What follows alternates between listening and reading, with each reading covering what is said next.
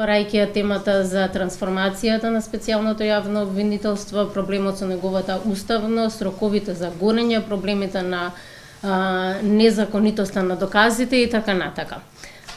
Дел од овие проблеми навидум се решаваат со предлог законот за јавно обвинителство, меѓутоа некои проблеми се продлабочуваат.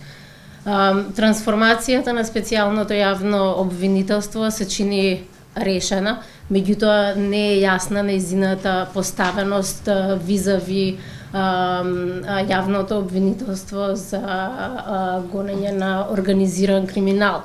Специјалноста во однос на ова обвинителство се губи ако се има предвид тоа дека има ограничен мандат јавното обвинителство до кога ќе постапува во случаите кои произлегуваат од прислушкуваните материјали.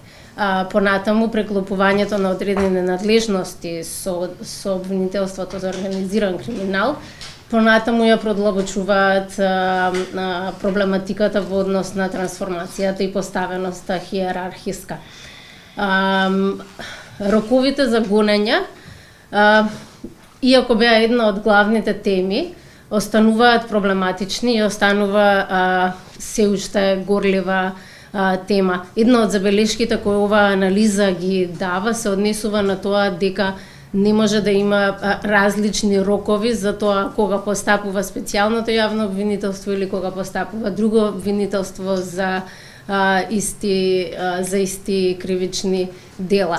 Оваа нееднаквост се предлабочува со овој закон, со ограничувањето на тоа до кога може да постапува јавното обвинителство и до кога може да се користат материјалите од нелегалната прислушкувана комуникација. Така што мислам дека проблемите навидум се решаваат, меѓутоа некои проблеми и се продлабочуваат. Наша главна забелешка и кога се донесуваше основниот сега во примена законот за специјално јавно обвинителство, но и кога се донесува сега овој закон за јавното обвинителство, каде што се трансформира специјалното јавно обвинителство, е на постапката во која се носи. Кога се носеше првиот закон, бевме во исклучителна, да кажем, политичка и институционална криза. Сега не сме во таква ситуација и дури да во првиот случај беше на некој начин, да речеме, оправдана или очекувана таа ситуација, овој пат тоа не е случај.